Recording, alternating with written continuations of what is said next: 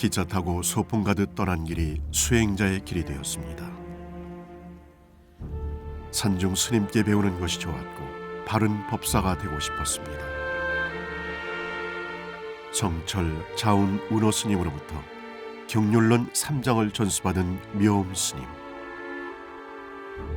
당대 최고의 스님들에게 사상 철학을 배운 스님은 맑은 가난을 즐기는 청빈한 수행자로 한국 비구니계의 율맥을 바로 세우고 비구니 스님 최고 법계인 명사가 됐습니다. 지행 합일의 참 스승 세주 묘음 명사는 2011년 겨울 고요하게 우리 곁을 떠났습니다. 사바세계 한 송이 흰 연꽃으로 피어나 오탁 악세에 물들지 않고 청정무구하게 살다간 지혜의 등불 세주 묘음 명사. 호련히 떠난 그 자리엔 스님이 남긴 법향만 남았습니다.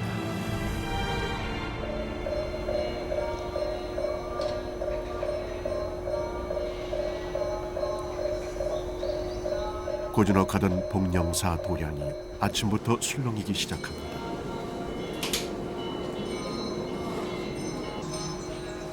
범납 67년, 세수 80세. 비구니계의 큰 별인 복령사 승가 대학장 세주당 묘음 명사가 쓰러졌습니다.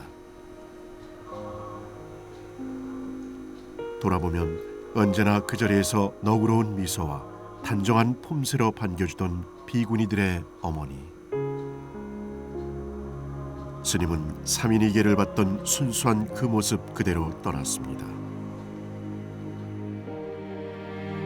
1931년 진주에서 태어나 월해 스님을 은사로 출가한 묘음 스님은 성철 스님을 계사로 삼인이계를 수지하고 자운 스님으로부터 구족계를 받았습니다. 1957년 운호 스님으로부터 전강받은 뒤 운문사 강주를 지내다 1974년 복령사의 강원을 열어 1992년 전강 제자들을 배출하고 금강유론을 개원하는 등 제자 양성에 매진하였습니다. 2007년 활산 성수화상으로부터 율주 임명을 받고 명사법계 품소를 수지한 묘음 스님은 비구니 전계 화상으로서 후학들에게 청정화상의 표본을 남기고 지난 12월 2일 원적하셨습니다.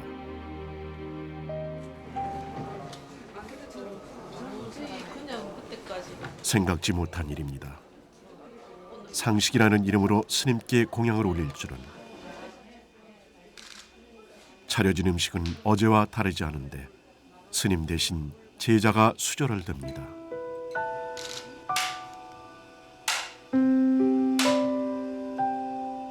이제 더 이상 공양을 올리진 못하지만 세주 묘음 스님의 이름을 들을 때마다 마음으로 올리는 공양은 멈출 수가 없겠지요. 정성스레 준비한 상식이 불생불멸 법신으로 향하는 걸음에 도움이 됐으면 합니다. 복령사 도량에서 스님과 함께 공부하고 참선하던 모습을 떠올리면 이내 생사의 경계가 허물어집니다. 지금 현재는 가셨다는 생각이 전혀 들지 않아요.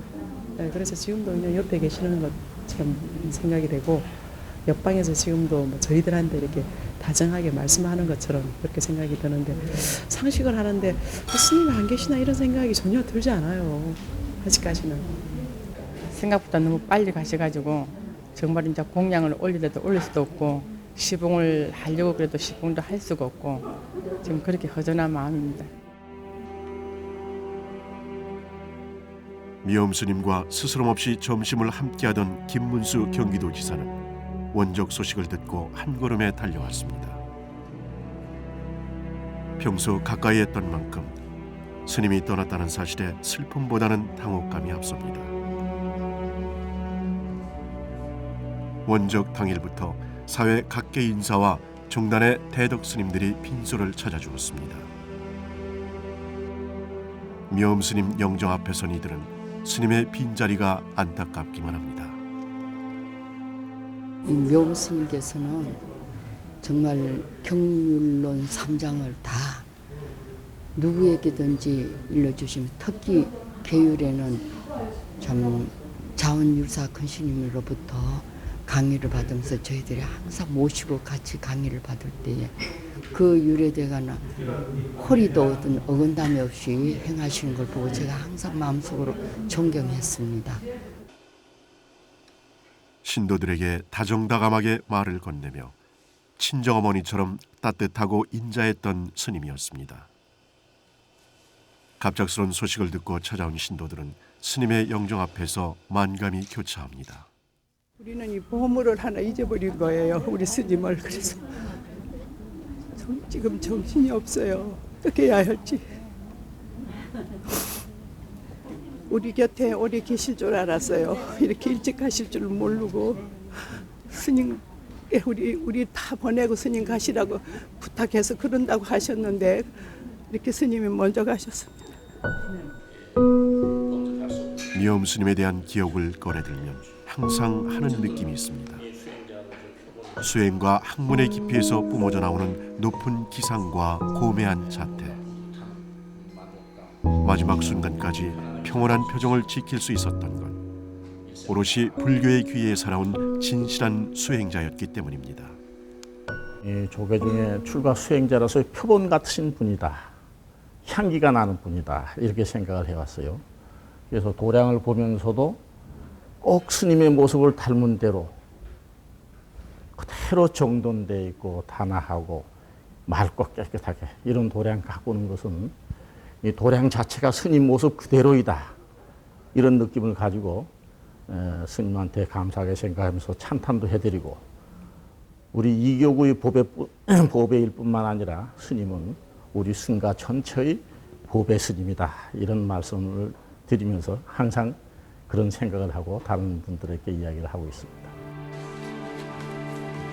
밤이 되자 기척조차 고요하게 추모 행렬이 이어집니다.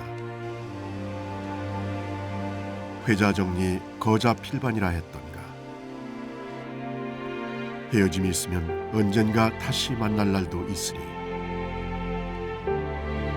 미엄 스님을 향한 애틋한 마음은 더 밝은 빛을 내며 밤을 밝힙니다.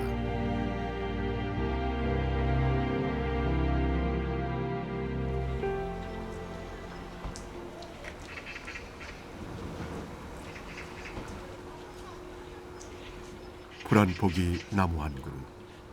공룡사의 미엄 스님의 손길이 닿지 않은 곳이 없습니다.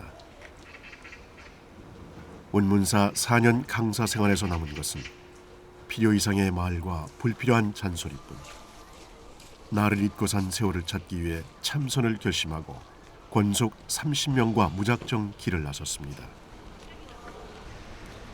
쓰러져가는 약사전과 요사체만 남아있던 복령사는 1971년부터 지난 40년 동안 도량을 일신해 대가람을 이뤘습니다.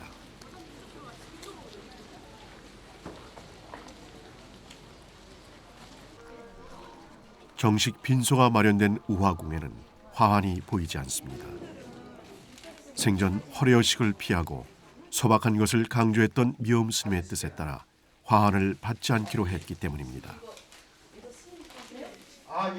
미엄 스님의 청빈낙도의 성품을 익히 알고 있던 성철 스님의 제자 원택 스님은 봉암사 시절 얘기를 떠올립니다. 청담 스님하고 또 이제 각각의 이제 지내시고 이제 봉암사에서도 그런 또 향곡 스님도 계시고 자원 스님도 계시고 했던 그 모습은 이제 지금 와서는 어디 가서도 볼 수 없다고. 그 인터뷰 왔을 때 이제 참 그때 어렸지만 그 시절이 정말 그립고 또 있으면 그 시절로 다시 돌아가고 싶은 생각이 막 가득 차다고 늘 그래 한번 인터뷰 오시고. 33세 도를 깨치고 불교 정화운동에 앞장서 조계종 제2대 종정에 오른 청담 스님과 청담 스님의 절친한 도반이자 종정을 지낸 성철 스님. 당대 최고의 두 선승은 오늘날 세주 미엄 명사를 잊게 한 장본인입니다.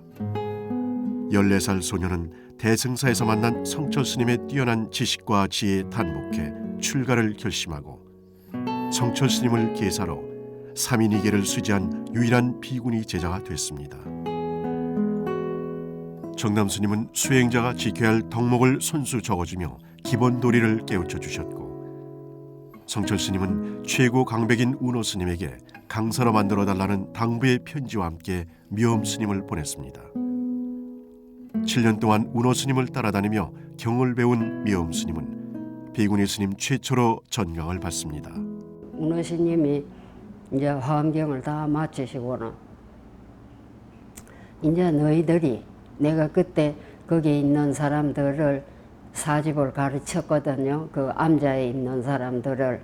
그래서 이제 하니까 운호 스님이 다 배우고 책을 덮으시면서 이제 너도 가르치는 사람 중에 한 사람이 되었다. 강사야. 그래서 더군다나 교리에 대한 거는 엉뚱한 소리를 하면은 안 되니까 교리 체계를 잘 세워서 올바른 지식을 남들에게 주입이 되도록 가르쳐야 한다. 그런 말씀. 그게 정강입니다. 비구니가 전강받은 일은 유례가 없던 일이라 운호 스님은 당시 16분의 큰 스님들에게 허락을 구했다고 합니다. 승중계의 큰 스님이 되라는 성철 스님의 당부는 현실이 됐습니다. 1966년 미엄 스님은 청도 운문사 강주로 취임해 4년간 강사를 지내다 수원 복령사의 터를 잡고 74년 강원을 개원한 뒤 지난 40년간 승가대학을 이끌어왔습니다. 당대 최고의 선승과 강백으로부터 경륜론을 배운 미엄 스님은 한국 비구니 교단을 이끄는 거목이 됐고, 스님의 그늘 아래서 양성된 800여 명의 제자들은 강사와 율사, 포교 각 분야에서 왕성한 활동을 하고 있습니다. 스님은 정말 복과 덕이 부족하신 분이다. 복은 하늘을 덕도록 많으시고, 덕도 모든 사람들이 스님을 바라보면 다 존경심을 일으키는 그런 어떤 분이었다라는 것을 저는 알고 있죠. 스님은 정말 복과 덕을 갖추신 그런 부처님과 같은 그런 어떤 분이다라는 것을 늘 기억하고 있어요. 미엄 스님 원적 후 드러나지 않게 가장 분주한 곳이 바로 후원입니다. 스님에게 받은 사랑을 돌려줄 수 있는 기회라 생각하고 너나 할 것 없이 팔을 걷어붙였습니다. 깨끗하고 검소한 미엄 스님의 성품과 복령사 사찰 음식 명성에 누가 되지 않게 조문객을 위한 음식 준비에 정성을 다합니다. 우리들의 마음의 고향이신 큰스님 마지막 가시는 길에 큰스님이 조금이라도 흐뭇하게 생각할 수 있게 저희들이 최선을 다하는 마음으로 마지막 저희들 스님께 공양 올린다는 마음으로 이렇게 다 모두 나오셔서 자원봉사를 해주시고 계십니다.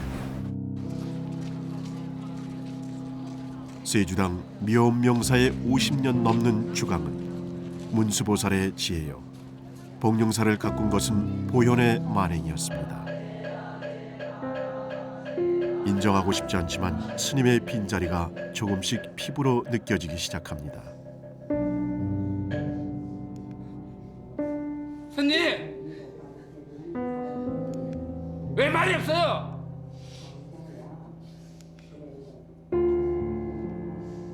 서장 강의하신다 그랬잖아요. 서장.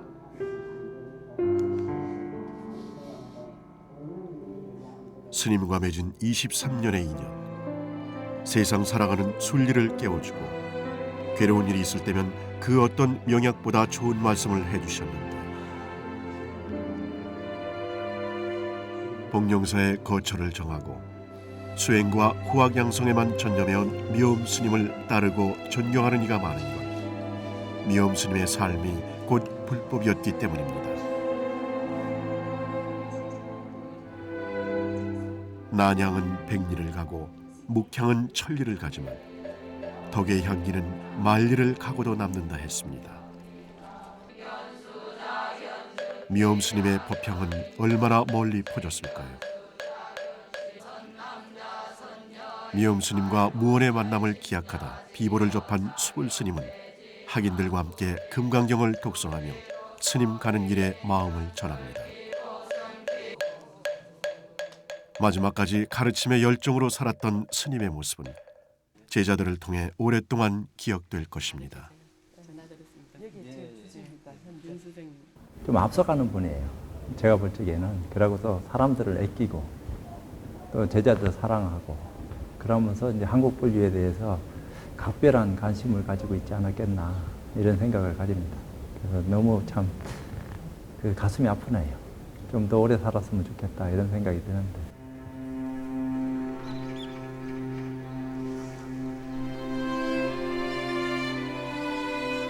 미엄스님 원조 후 어느덧 3일.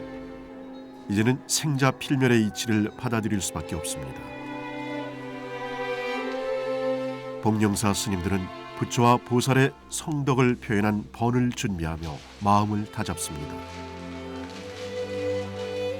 대중 스님들은 손수 번을 만들 수 있어 다행스럽게 생각합니다. 번을 쓰고 장식을 덧대며 스님의 행적을 하나둘 되짚어 봅니다.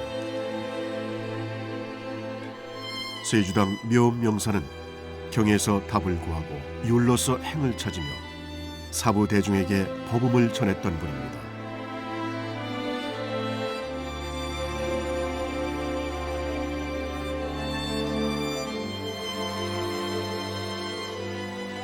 그동안 스님께 내보이지 못했던 속내를 만장에 담아봅니다. 무슨 말을 어디서부터 어떻게 시작해야 할까요?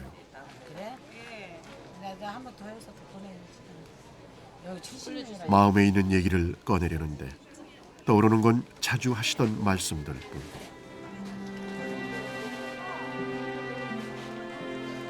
스님의 가사장삼이 얼마나 크고 넓었는지 이제야 알게 됐습니다.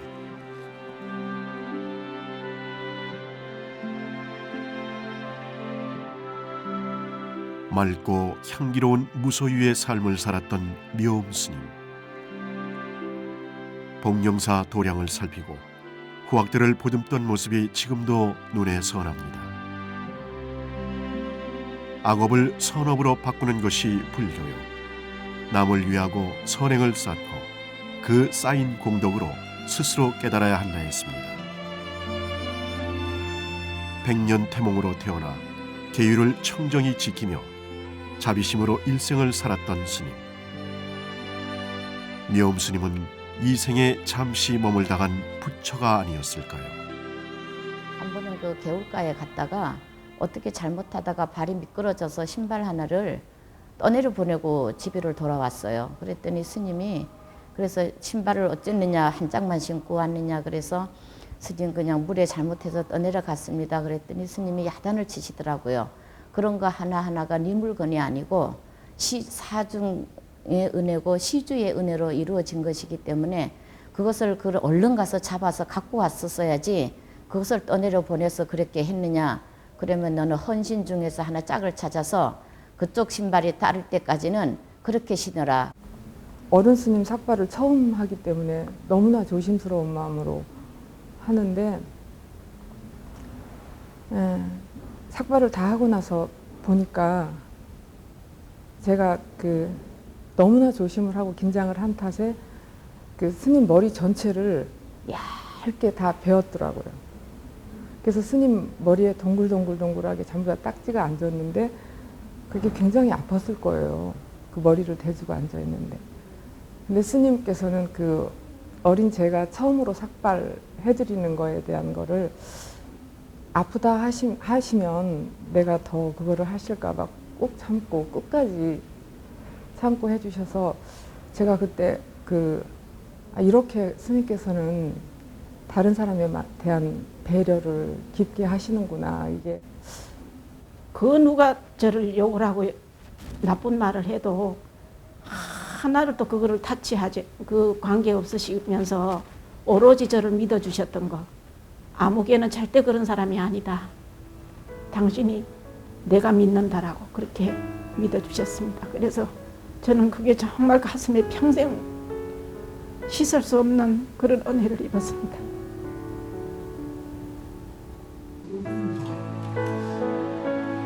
운문사 스님들이 예를 갖춥니다. 동학사 강사와 운문사 강주로 후학양성에 매진한 미엄 스님. 스님은 한국 비구니들의 어머니였습니다. 슬픔을 두 손에 가두려 하니 그리움의 눈물만 하염없이 흐릅니다. 미엄 스님은 복령사 승가 대학장으로서 한국 비구니 교단과 교육계를 이끌었습니다. 훌륭한 법사가 되겠다는 다짐은 2007년 조계종 종단 사상 처음으로 비구니 최고 지위인 명사법계 품수로 빛을 발하게 됩니다. 후학들에게 스님은 법이요 경전이었습니다. 네가 지금 이렇게 머리를 깎고 중노릇하는 것은 마음가짐을 잘 해야 된다.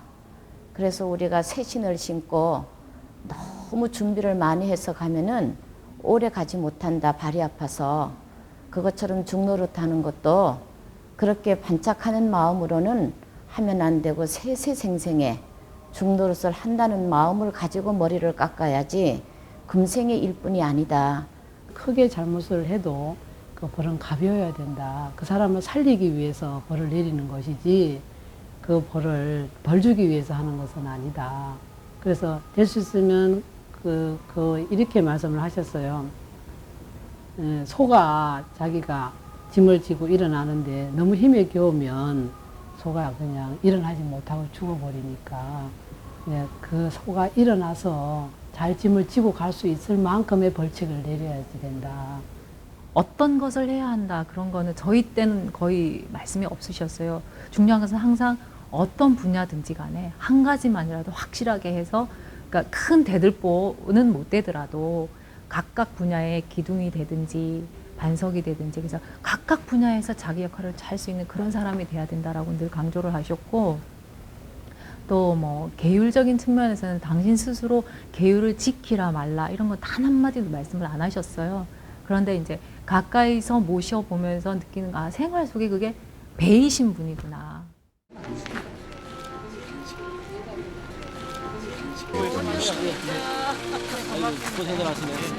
정무원장 차승 스님은 빡빡한 일정 중 잠시 짬을 내 복령사를 찾았습니다. 복령사를 대가람으로 일으키고 많은 후학을 양성한 미엄 스님의 유지를 받들어 가람을 수호하고 후학 양성에 매진해달라는 당부의 말을 남겼습니다.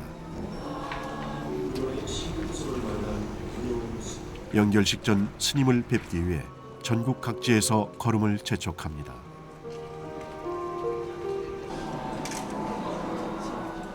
조계종 제13대 종정으로 추대된 진제 스님께서도 미엄 스님의 극락왕생을 발언해 주셨습니다.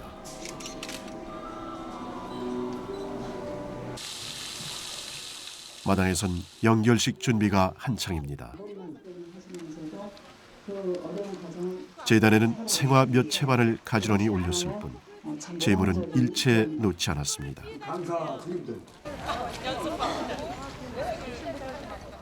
미엄 스님의 원적을 추모하는 이들의 마음이 모여 재물보다 더 큰 보석이 되고 향기로운 꽃이 된다면 그보다 더 큰 진수성찬은 없겠죠.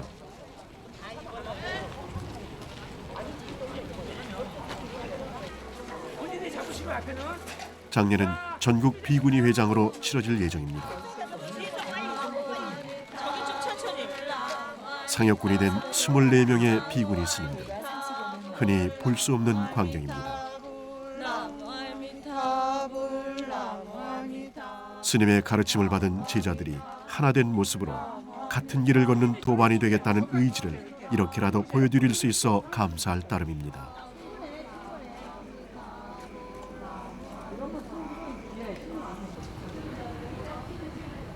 연결식 전 마지막 밤입니다.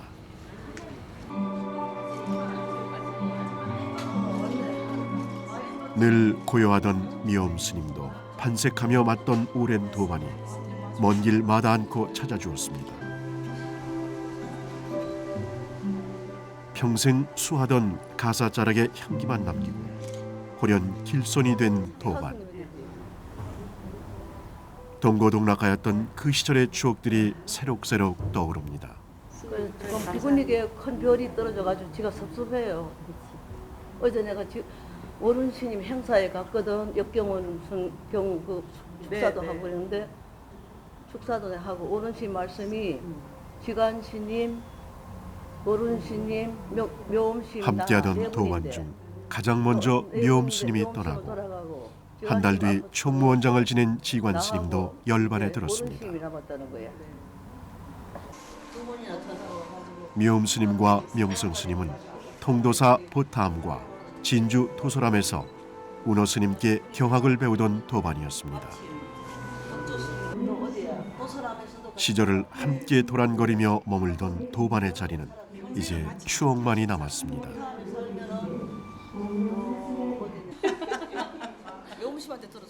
명성 스님에게 묘음 스님은 항상 부드러운 유머와 자애로움으로 주위를 편안케 하고 어묵과 동정이 참으로 법다웠던 도반이었습니다.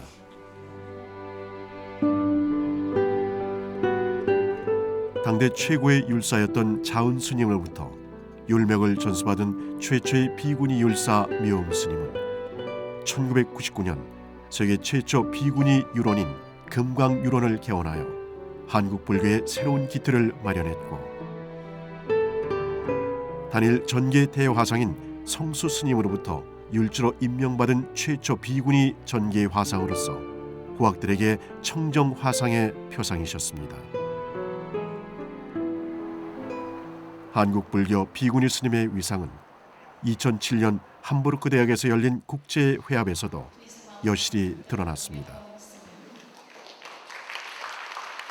이 자리에서 묘음 스님은 주제 발표를 통해 비구니가 비구니에게 율맥을 전수했음을 공식 선언합니다. 세계 불교사에서 비구니 율맥이 우리나라처럼 확실히 전승된 나라는 없습니다. 묘음 스님은 7명의 전계 제자와 39명의 율원 졸업생을 배출한 후학 양성의 원력 보살이었습니다. 스승의 복이 많으신 분이에요.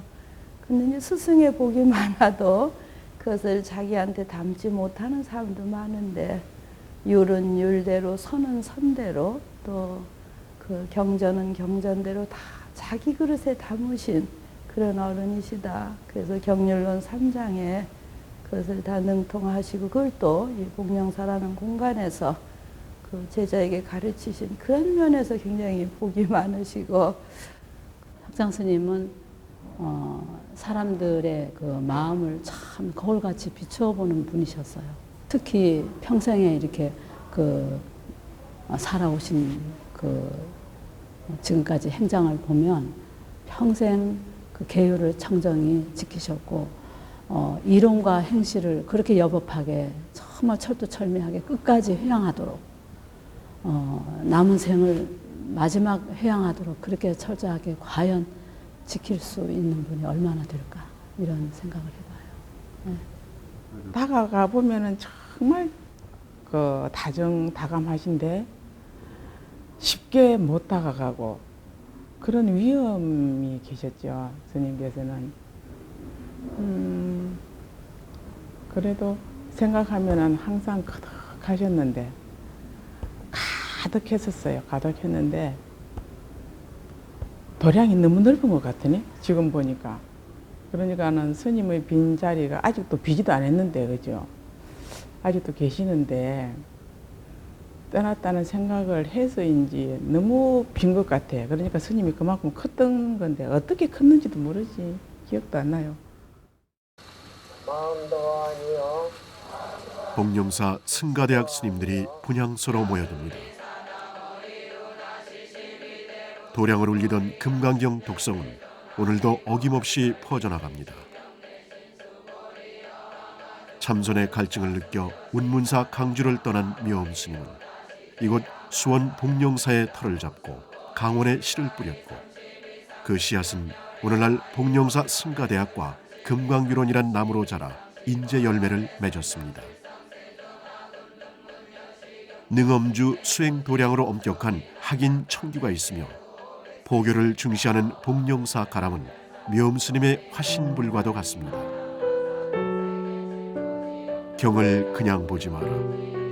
마음으로 보고 참선하는 자세로 경을 봐야지 글자를 배우지 마라. 금강경을 타고 스님의 목소리가 들리는 듯합니다. 내 마음이라는 것이 마음이라고도 할 수 없어. 억지로 남에게 가르쳐 주려니까 마음이라는 거짓말의 이름을 가지고 가르쳐 준 거야. 마음도 아니요. 비구니 스님도 배워야 함을 늘 강조하던 미움 스님은 좋은 환경에서 공부할 수 있음에도 열심히 하지 않는 스님들의 모습을 안타까워했습니다. 성철 스님과 청단 스님으로부터 선의 종자를 심은 세주 미움 스님은 구학들에게 언제나 말이 아닌 행으로 보여주셨습니다. 수행이라는 것은 상대적인 부처님을 뵙고 절대적인 나 자신을 찾는 것이다.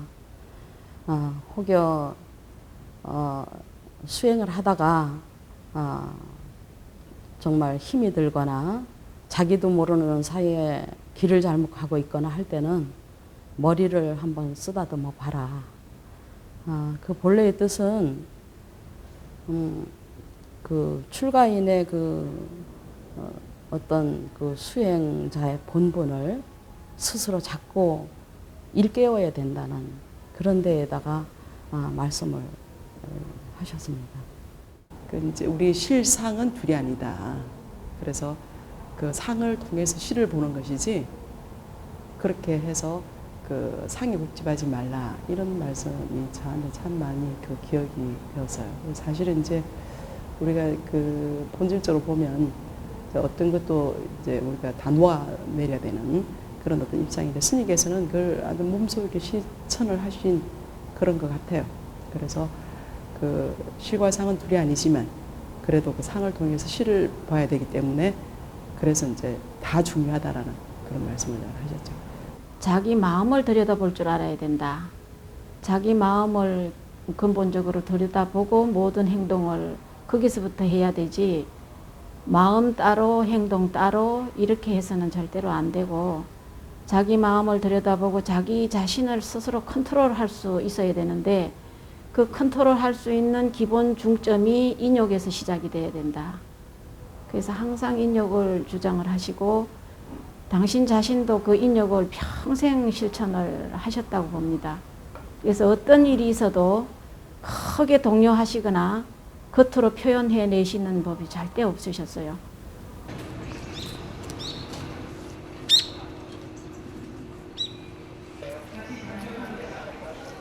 스님의 법구가 도량에 머무는 마지막 날입니다.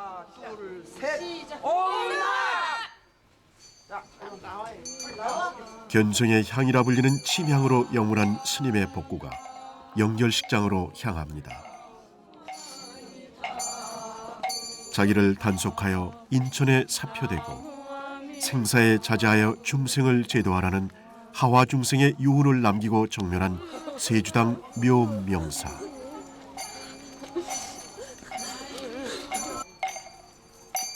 우리들의 사표이며 생사에 자제했던 선지식은 정멸로 해탈의 자유를 얻은 것일까요? 스님의 법구가 영결식장으로 이윤되는 동안 아주 상스러운 일이 생겼습니다. 복령사 하늘에 걸린 이적의 달이 스님의 법구 위로 무지개가 걸렸습니다. 지난 40년간 이 도량에서 자무량심으로 피어있던 백년은 이제 저 무지개를 타고 열화세계에 오리려나 봅니다.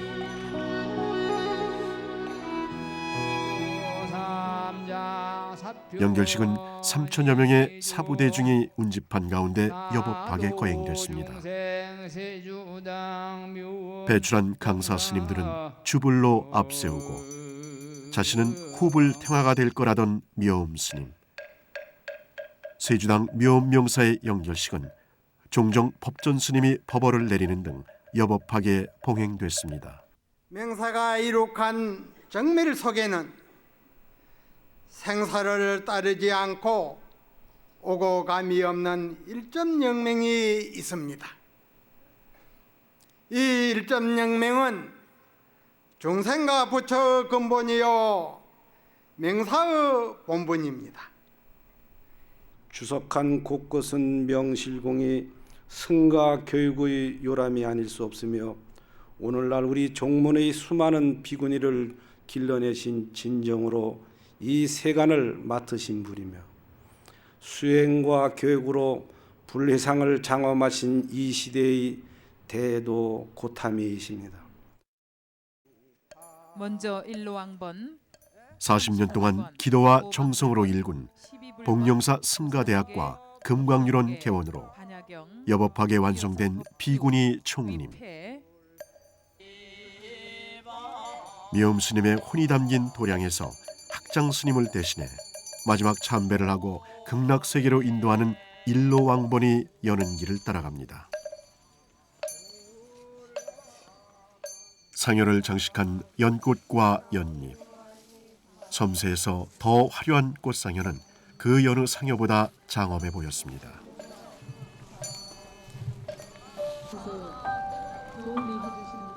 비구니계의 종장 세주당 묘명사는 교의 바다에서는 지혜에 돛대어 선림에서는 무명을 깨우치는 목탁이었습니다. 다비장에 도착한 사부대중은 연화대를 중심으로 둘러섰고 사바세계의 핀 백년은 또 다른 연꽃 속으로 들어갑니다.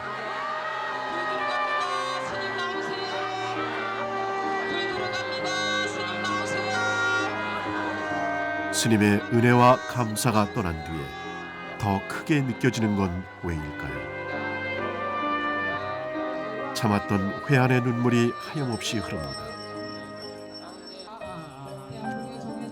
인연이 닿으면 헤어지는 것이 자연의 순리요 삼라만상의 이치임을 모르진 않습니다.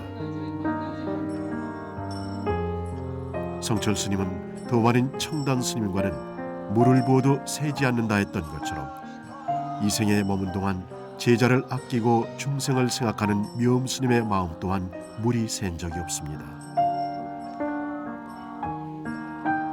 스승의 육신이 한 줌재로 변하는 것을 한없이 바라보며 불생불멸의 법신이 돼 영원토록 중생을 제도해 줄 것을 발언합니다.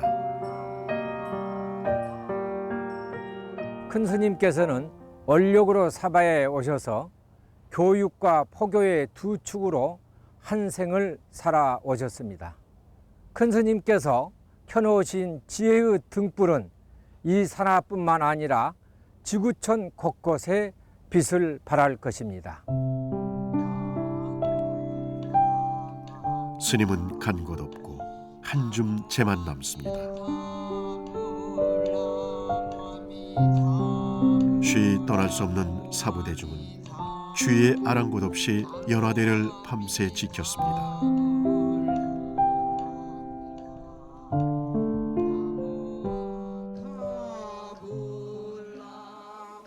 다음 날 아침 습골이 시작됐습니다. 부처님이 열반에 들기 전 제자 아난이 스승께 시신은 어떻게 하나 물었습니다. 부처님은 사리 숭배에 관여하지 말고 법을 깨치는 데 주력하라 가르치셨다 합니다. 미엄 스님의 사리는 고유한 승가 전통에 따라 별도로 수습하지 않았습니다. 나를 버리고 모든 것을 포모하는 것이 진정한 자무량심임을 일깨워준 세주당 미엄 명사. 스님이 떠난 자리엔 무상의 도리만 남았습니다. 지금 머무는 곳이 진리의 세계이니 주인의식을 갖고 본문사를 챙기라는 스님의 말씀, 새삼 가슴에 새깁니다. 내딛는 걸음마다 한국 불교의 새 역사를 쓴 세주당 묘음 명사. 문도들을 비롯해 복령사 선우회와 대중은 후학 양성과 한국 불교 중흥을 위해 헌신한 세주당 묘음 명사의 가르침을 받들어 수행과 포교에 더욱 정진할 것을 깊이 다짐합니다. 사실 이 도량을 앞으로 건사해 나간다는 것은 사실 참 큰 마음의 짐이 되는데요. 스님한테 제가 말씀을 드렸듯이 스님께서 저한테 믿고 그렇게 말씀을 하셨으니까 금생의 중노릇을 인욕 정진으로 회양하겠다 하는 그 생각을 끝까지 갖고 소임을 산다면 결사하는 마음으로 살아야 되겠다 하는 마음의 각오를 하고 있습니다. 부처님께서 그 80세 열반 하셨을 때 그 부처님의 그 법체는 이제 열반을 하셨지만 당신이 그 남기신 가르침, 법은 그대로 남아 있어서 지금 2,500년이 지난 지금까지도 뭐 우주에 꽉 차 있듯이 스님이 떠나시면서 저희들에게 보여주신 것은 그 정말 우리 법의 진실한 모습, 저는 그것을 너무 여실히 느꼈거든요. 스님은 가셨지만 그 스님의 법은 아마 1000년이 지나고 2000년이 지나도 남아있을 것 같아요. 항상 청정한 본연의 자리에서 마음 씀씀이와 행동 거지를 살필 줄 알고 스스로 참여할 줄 아는 삶을 살라 하셨습니다. 스님은 그런 삶을 사는 사람이 세상에서 가장 아름다운 옷을 입은 귀한 사람이라 하셨습니다. 스님은 이 땅에 머물다간 가장 아름답고 귀한 분이셨습니다.